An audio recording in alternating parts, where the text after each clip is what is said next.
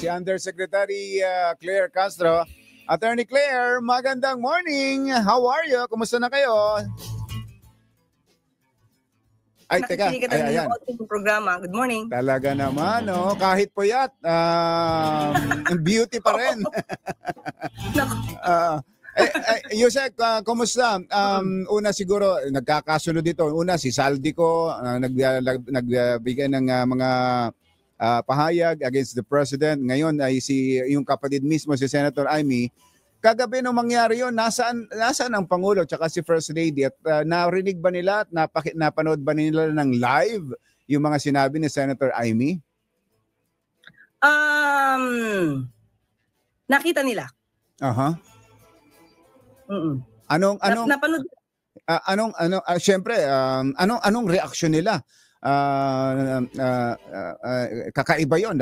Biruin mo sa harap ng maraming tao ay magsalita ang isang kapatid ng ganon, ng ganong mga aligasyon, akusasyon laban sa kanya. Nagulat ba sila? Nagulat sila na ganon ang sinabi, pero hindi sila nagulat na maaaring siraan sila ni Senator Amy. Mm-hmm. Pero nagulat sila to the point na kaya pala talaga ni Senator Amy na magsinungaling laban sa kapatid. Mm-hmm. Yun. Anong kasinungalingan ang partikular na tinutukoy na sinabi ng Pangulo at ni First Lady sa sinabi ni Senator Amy? Ay, di gumagamit ng bawal na gamot. Obvious ba yon? Ang dami-dami na ng pagsinungaling doon. Ang dami-dami na nasabi doon. Na-debunk na yan.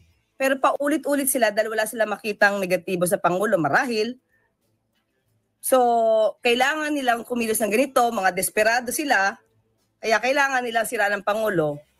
Saka, tandaan natin, di ba INC peace rally to? Oh. So, peace rally, tungkol sa mga anomalyang flood control project, ano ang isinisigaw ni Senator Amy Marcos? Diyan, sa rally ng INC. Mm-hmm. Bakit ibang issue ang gusto niyang palaganapin? Diba? So, obvious. Alam mo kung saan ang tinatahak niya. Alam mo na desperado sila dahil gusto niyang pababain ba? Ang purpose ba niya ay pababain ng Pangulo sa pwesto? Hindi naman yun ang purpose ng INC Peace Rally. So para siya na bago, para siya na iba. Mm-hmm. Di ba? Bakit ba? Dahil ba nagpapaimbestiga ang Pangulo sa mga maanumalyang flood control projects at maaaring ang mga kaibigan niya, mga kaalyado niya, tatamaan. Mm-hmm. So, hindi natin alam kung ano ang pinakamotibo ni Senator Amy. Ang alam natin motibo dito, manira sa sarili niyang kapatid. Oh, okay. Hindi natin alam kung ito talaga yung laman ng kanyang speech. Bagamat pag pinanood mo siya do sa kanyang video, parang may tinitingnan siya sa papel na parang nagbabasa. Haba.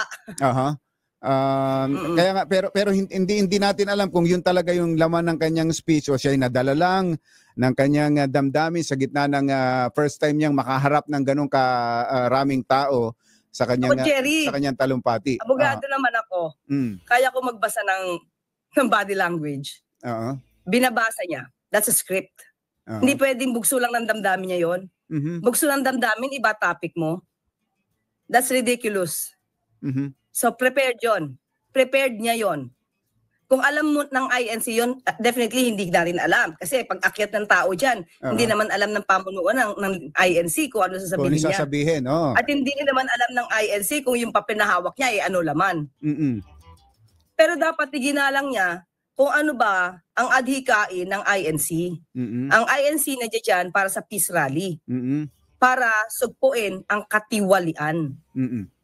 Bakit ang Pangulo ang sinisiraan niya? Bakit yung kapatid niya sinisiraan niya? Ang kapatid nga niya nagpapaimbestiga para sa mga anomalyang flood control projects at infrastructure. So bakit ang kapatid niya, ang kakalabanin niya, na siya nagpapaimbestiga? Hindi ba katawa-tawa yun? Impis na ang mga maaari niyang kaibigan at kaalyado, Hindi pa tapos ang confidential funds issue. Bakit kapatid niya ngayon yung sinisiraan niya? Ang dami-dami na may issue about anomalies. Tandaan natin, Jerry, year 2022, ang dami ng ghost projects. At it was admitted by the former president himself. Tumayo ba siya at nanindigan? Marami ba nanindigan sa mga inamin dating Pangulong Duterte noon? Tungkol sa Farmally, tungkol sa ghost projects? Wala namang nag-rally noon eh. So bakit si Senator Amy tatayo na ganyan na parang anlinis? Kapatid niya ang nagpa-imbestiga dito. Bakit hindi pa siya tumulong na lang na masawata ang korupsyon sa Pilipinas? Parang siya pa nagpipigil para siraan ng kapatid niya eh. Okay. So ang sinasabi mo ba, Yusek, planado ito ni Senator Amy at hindi lang bugso ng damdamin. Planado ito, nasa script at hindi alam ng INC na ganito yung kanyang sasabihin? Ganun ba yung ibig mong sabihin? Yun ang pananaw ko. Hindi ko naman masisisi dito ang INC. At sabi ko nga, pinatayo siya dyan, pero dapat natuto siyang gumalang. Bisita lang siya dyan eh, sa INC. Kung bisita, na-align siya kung ano ang gusto ng INC sa rally na ito. Bakit para siya yung naiba? Tama. So, planado to, Jerry. Nakita mo kung paano siya magbasa.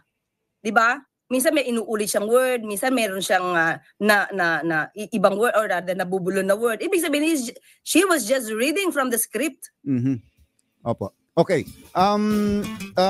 Nabigla ang Pangulo, nabigla ang First Lady, pero nagalit ba sila? Yung bang reaksyon ng isang taong inaakusahan? Ayokong sabihin nagalit. Hindi ko nakita mismo yung reaction nila. Pero bilang kapatid, sino ang hindi magagalit? Pero ilang beses nang siniraan ni Senator Amy ang Pangulo. May nadinig ba siyang negatibo mula sa Pangulo? Hindi ganoon ang Pangulo sa kanya. Opo. Tama. Kaya kakaiba siya. Kakaiba si Senator Amy Marcos.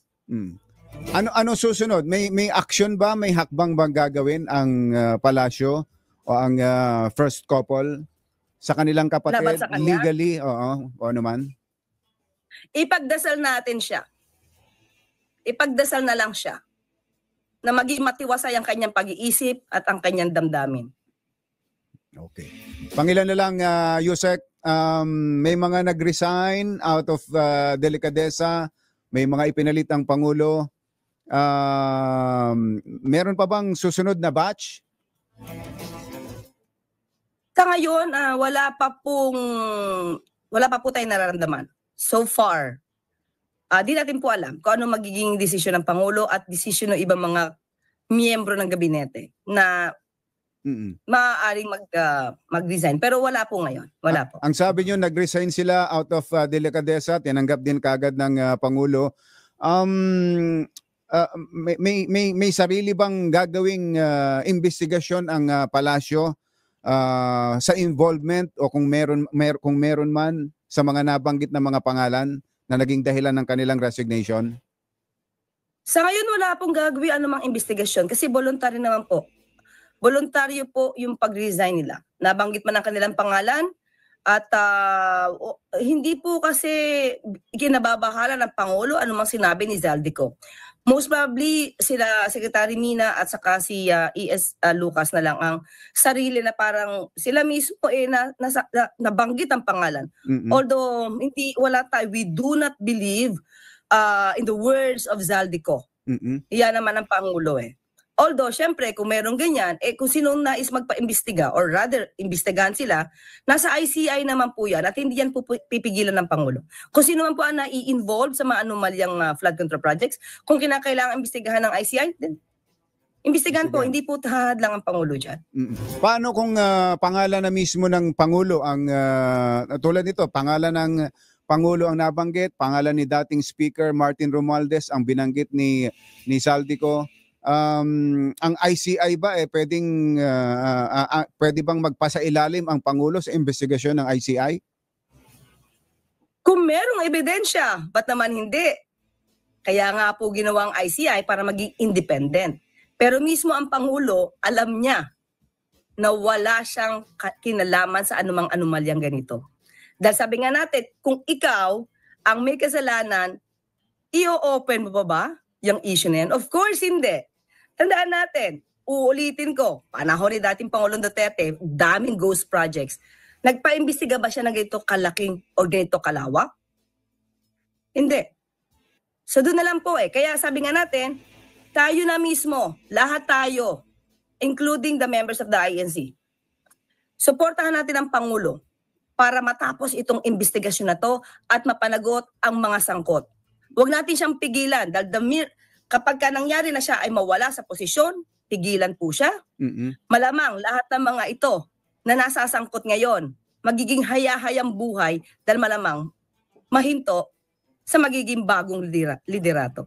So yun lang po. Dalawa na lang. Huwag natin hayaan magkaroon ng bagong liderato dahil malamang ang mga nasasangkot na to magiging happy days again. Dalawa na lang. Nabanggit niyo si Saldico. Nakakatatlong video na siya nang inilalabas. Anong mensahe o anong pwedeng iparating na mensahe ng Pangulo o ng Palasyo para kay Saldico? Sa ngayon po, lumalabas na ang mga grupo nila, malamang kasama na siya sa grupo, ay napaka-desperado na po na gumawa ng tahi-tahing kwento laban sa Pangulo. Kung yan naman po ay may katotohanan at meron siya mga ebidensya, maliban sa maletang walang ipinapakita kundi maleta na may tag price pa. Umuwi siya sa Pilipinas, panumpaan niya po yan, bibigyan po siya ng proteksyon. Kailangan lumitaw ang tunay na storya rito para mapanagot ang dapat na mapanagot. So, uwi po siya dito. Panumpaan niya dahil hindi maaaring bigyan ng anumang credence o anumang saysay, halaga ang isang taong nasa video lamang, walang pinanumpaan, maaaring mag-name drop. So, kailangan umuwi po siya dito para mas makita po natin ang katotohanan dahil pag siya'y nandito, maaari po siya matanong para masubstantiate ang lahat ng mga allegations na sinabi niya. Okay. Ang Iglesia ni Cristo ay tinapos na ang rally na dapat ay 3 araw. Tinapos na kagabi. Ano mensahe, anong sagot ng Malacanang sa aksyon na ito ng Iglesia ni Cristo? Unang-una po, nagpapasalamat po sila sa INC, sa liderato ng INC, sa miyembro ng INC, dahil sa ginawang peaceful rally. Ang mga hinaing po ninyo ay nadidinig po ng Pangulo, nadidinig ng administrasyon. Maliwanag po yan. Kaya ang gagawin po ng Pangulo ayusin at pigilan ang mga korupsyon na ito. Hindi po kayo nag-iisa. Kasama niyo po ang Pangulo sa inyong adhikain. At muli, sa miyembro ng INC, maraming salamat po. Yusek Claire, maraming salamat sa oras. Magandang umaga. Thank you, Jerry. Thank you sa lahat ng mga kababayan natin. Good morning. Press Undersecretary Claire Castro.